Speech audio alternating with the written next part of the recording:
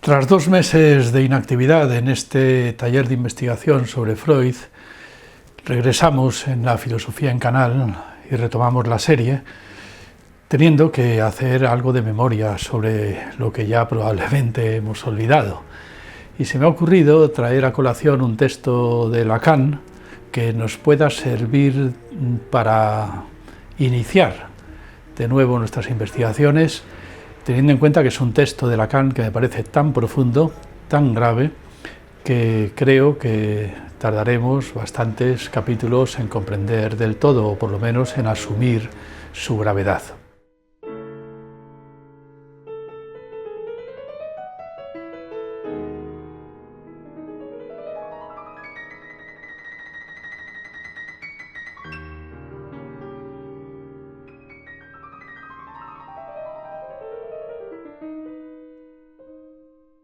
Nos dice Lacan: como psicoanalistas estamos acostumbrados a tratar con personas muy desgraciadas.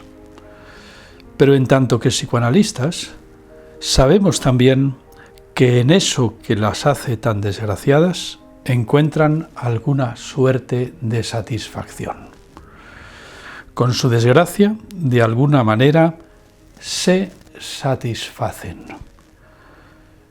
Nuestra tarea es averiguar quién es ese sé que se satisface en eso que les hace tan desgraciados. Sí, claro, los psicoanalistas están acostumbrados a tratar con gente desgraciada porque normalmente, si no es porque eres desgraciado, pues no se te ocurre pagar un dineral para averiguar qué carajo es lo que te pasa.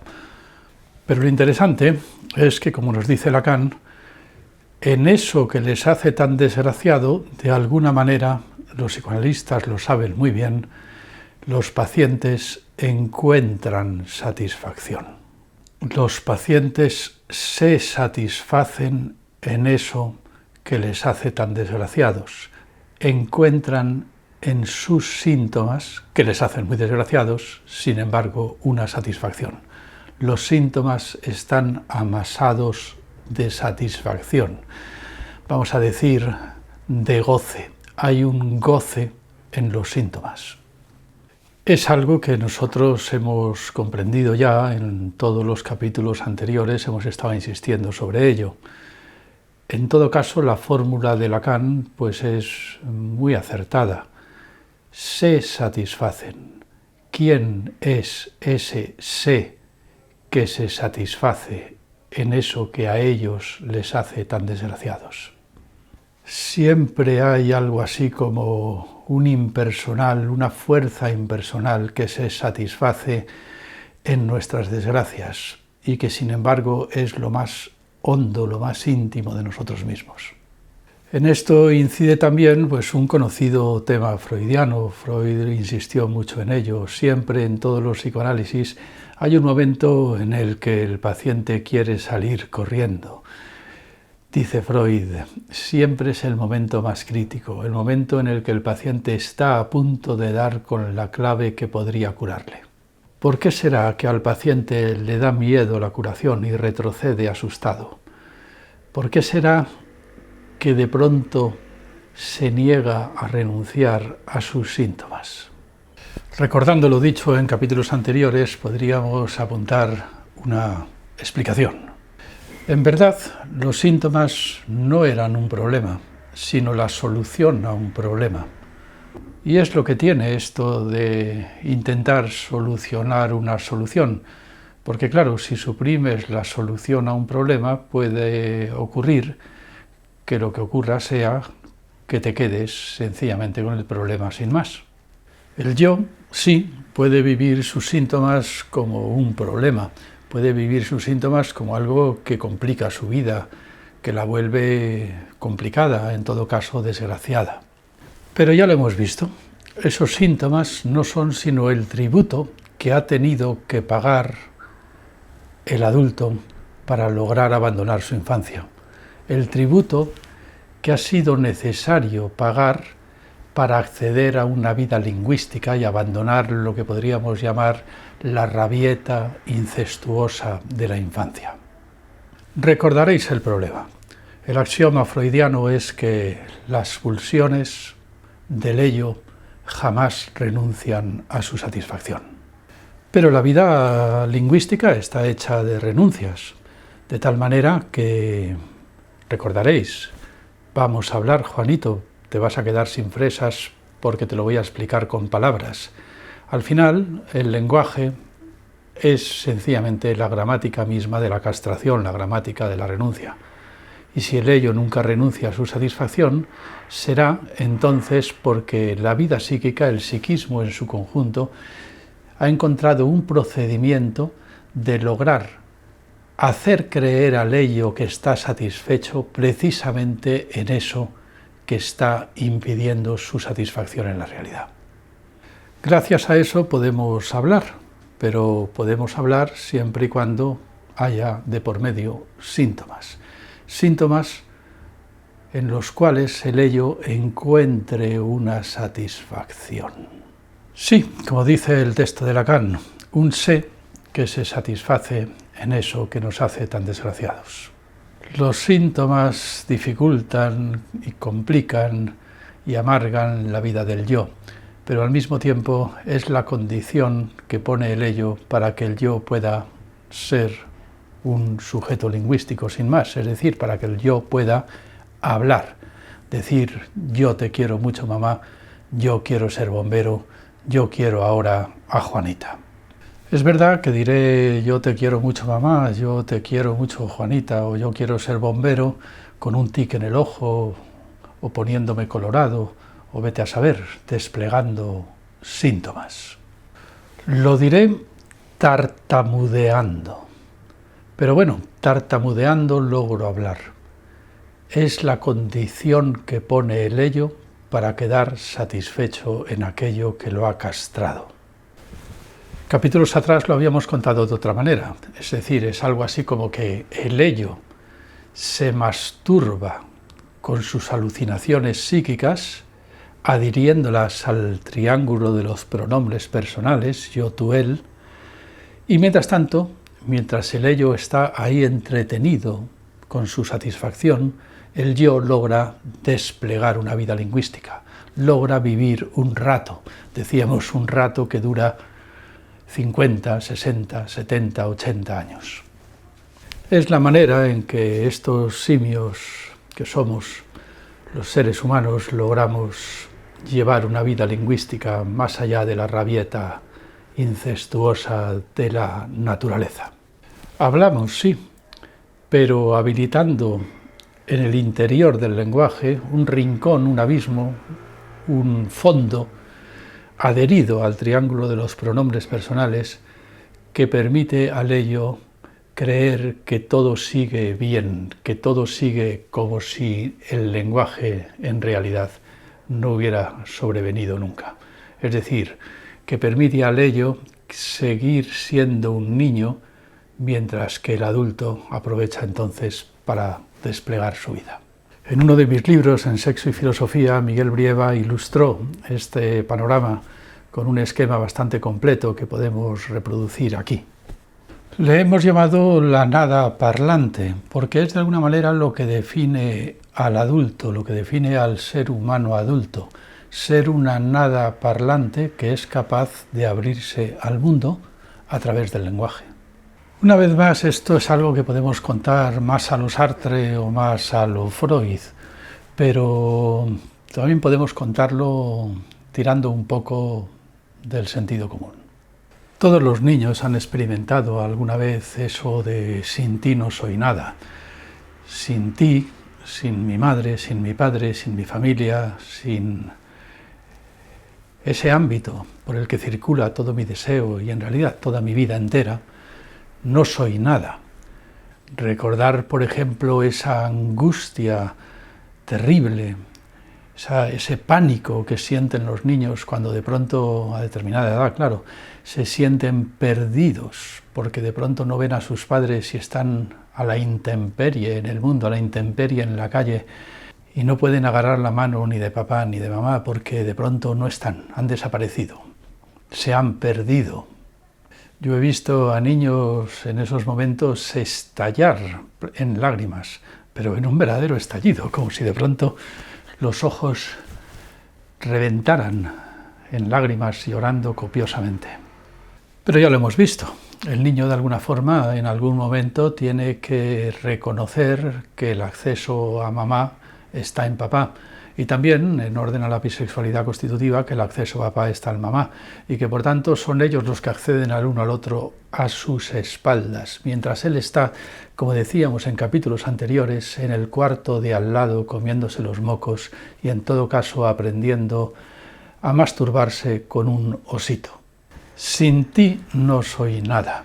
Todo niño ha partido de alguna manera de la experiencia de eso que significa la nada.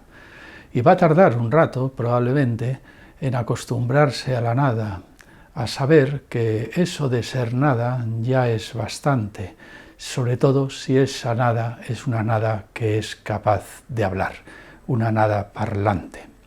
Una nada capaz de mirar al osito a los ojos y decirle: ahí están ellos retozando a nuestras espaldas, pero todavía queda algo, todavía quedamos tú y yo. En el esquema podemos localizar los dos triángulos, ya veis, el triángulo infantil y el triángulo adulto. El triángulo infantil, el triángulo del deseo incestuoso, ya vimos que pretendía completar la totalidad, completar algo así como un Dios o una nada. Un poco da igual, puesto que en definitiva de lo que se trata es de una aventura que intenta poner remedio al desastre ontológico y existencial en que ha consistido sencillamente nacer, salir del vientre de la madre y tenerse que enfrentar a un mundo. Pero un mundo en el que el niño va a intentar recomponer la totalidad, volver, podríamos decir, a un seno materno, comprendiendo de pronto que eso no puede ser logrado más que si papá, mamá y él son la misma persona. Algo así como ser tu propio padre con tu madre, la totalidad incestuosa. El niño se enfrenta contra un imposible que se muestra cada vez más y más imposible. En algún determinado momento es expulsado de la habitación de papá y mamá y es arrojado a su propia habitación con un osito. Es así como lo habíamos resumido. Pero ya lo vimos, lo recordaréis.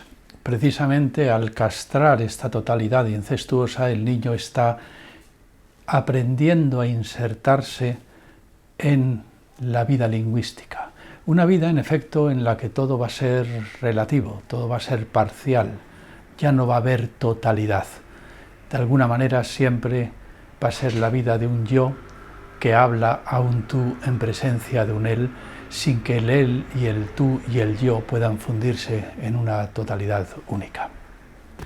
Sí, la vida lingüística es la vida de la castración, pero, ya lo hemos visto, la vida lingüística tiene que soñar un sueño que permita al ello creer que está obteniendo lo que siempre buscó, la totalidad. No podemos hablar sin soñar, y ese sueño, en definitiva, es un sueño teológico, lo hemos estado viendo en los capítulos anteriores, que hace que el ello pueda creer que todo sigue igual pese a que todo ha cambiado, que todo sigue igual pese a que el lenguaje ha venido a castrar todo en la realidad. En los capítulos anteriores, y tal y como podemos comprobar en el esquema, hemos estado asistiendo a cómo se puede producir esta sustitución, cómo el triángulo de los pronombres personales va asumiendo cargar con una serie de identificaciones, con el padre rival, con la madre amada, con el padre amado, etcétera, etcétera, etcétera, que permiten al ello soñar su sueño.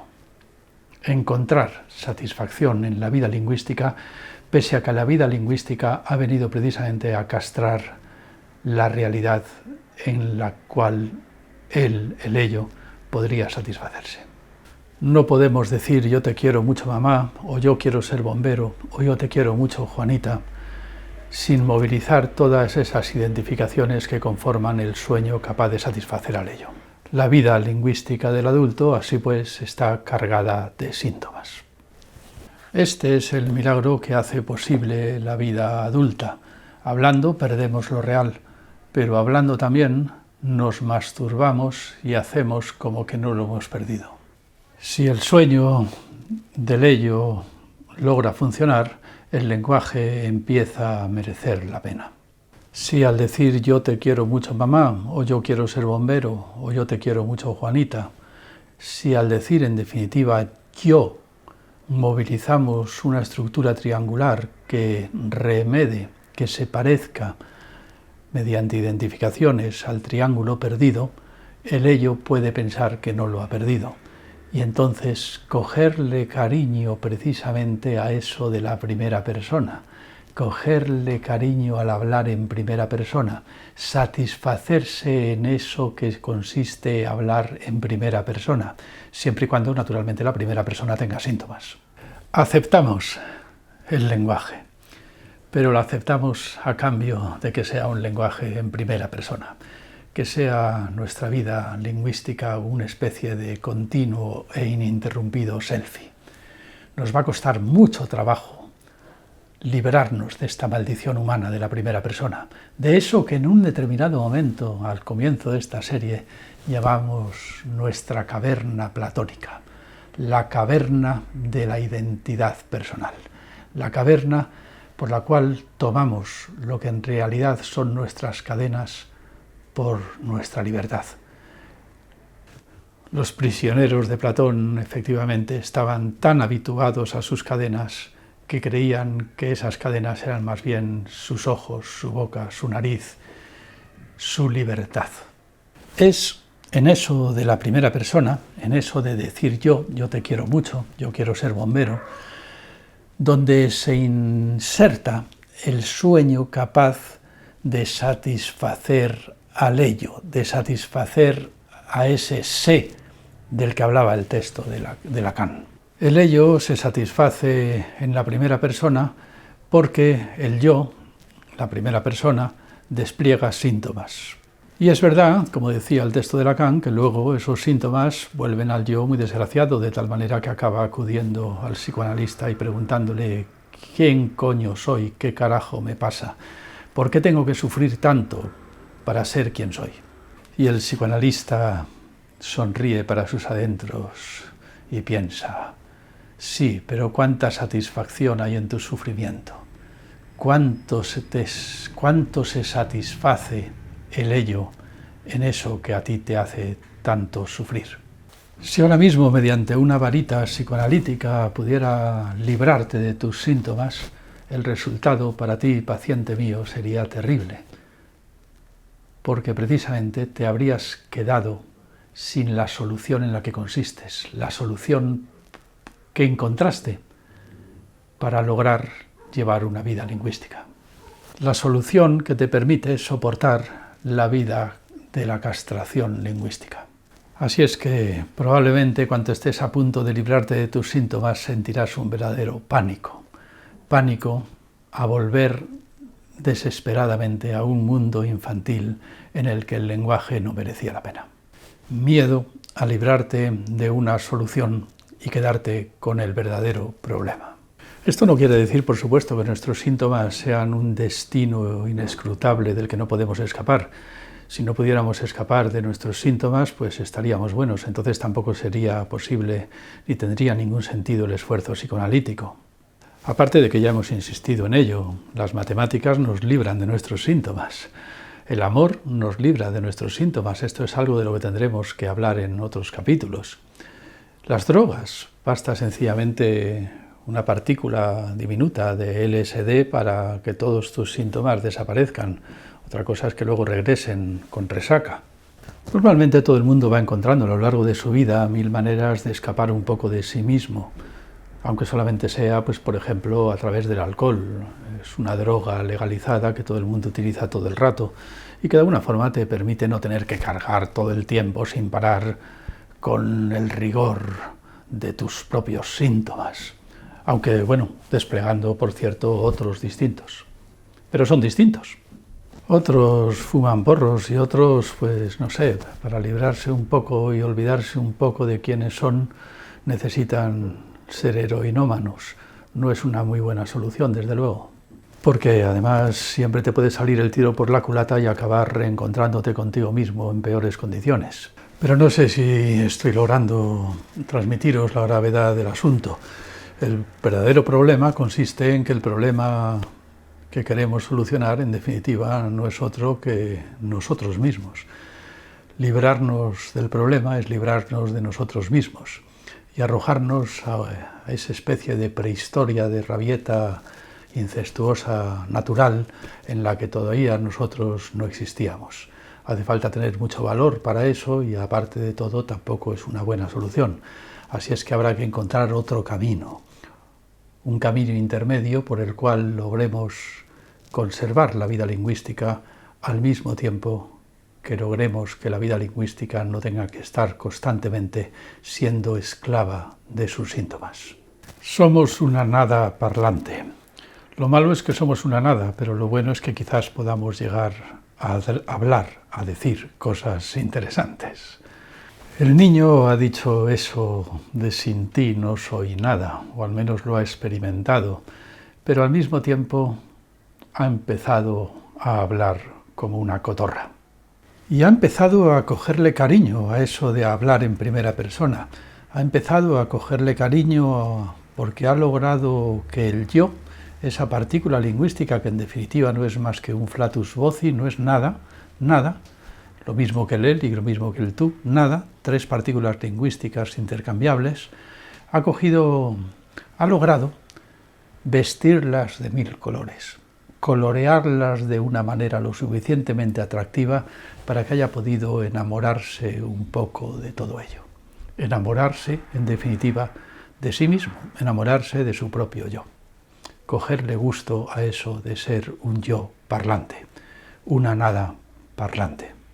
La primera vez que leí El yo y el ello de Freud, tantas veces lo habré leído, lo leí en unas fotocopias y en una de estas fotocopias por la otra cara anoté unas frases que quería leeros aquí.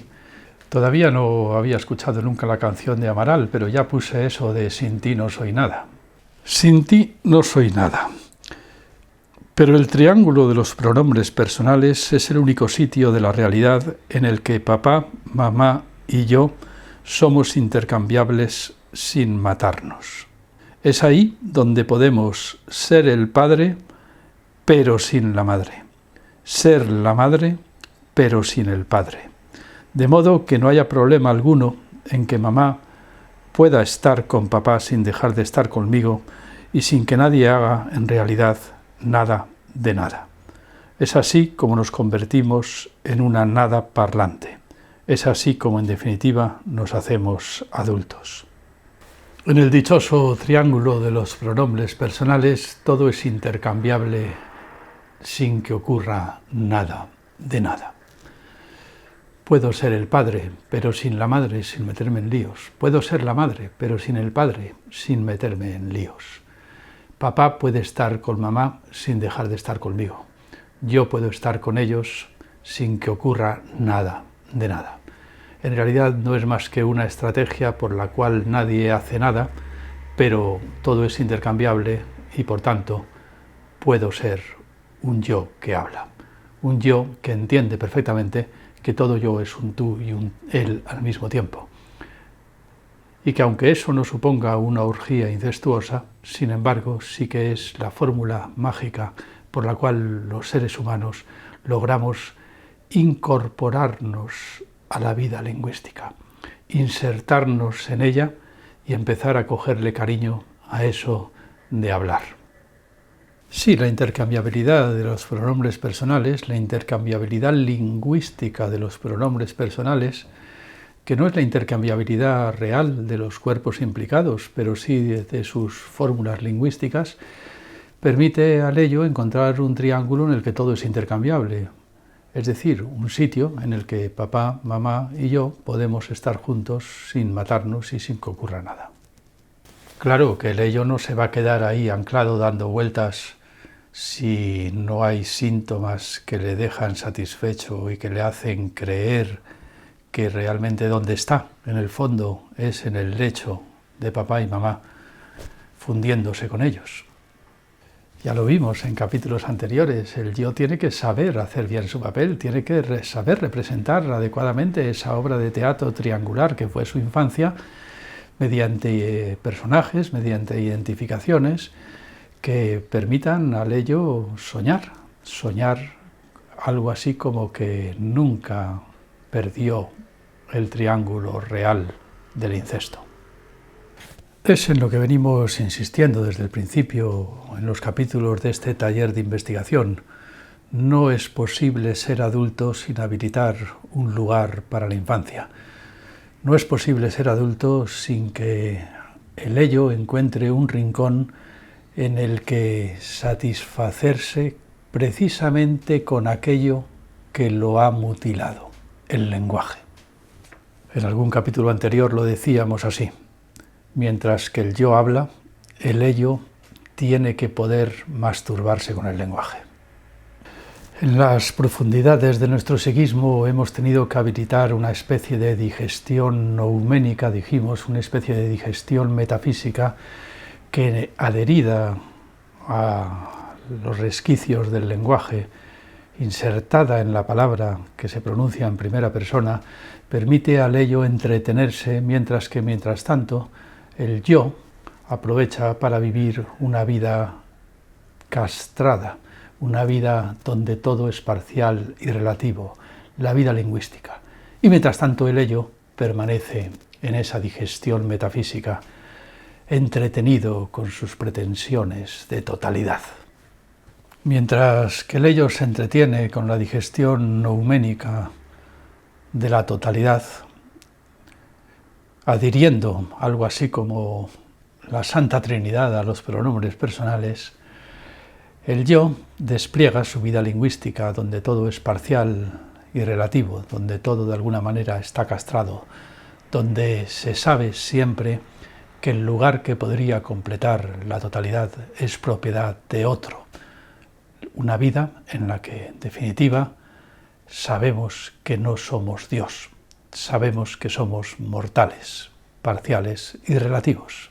Una vida en la que siempre hay otro, una especie de otro con mayúscula, ocupando el lugar en el que nosotros tendríamos que estar.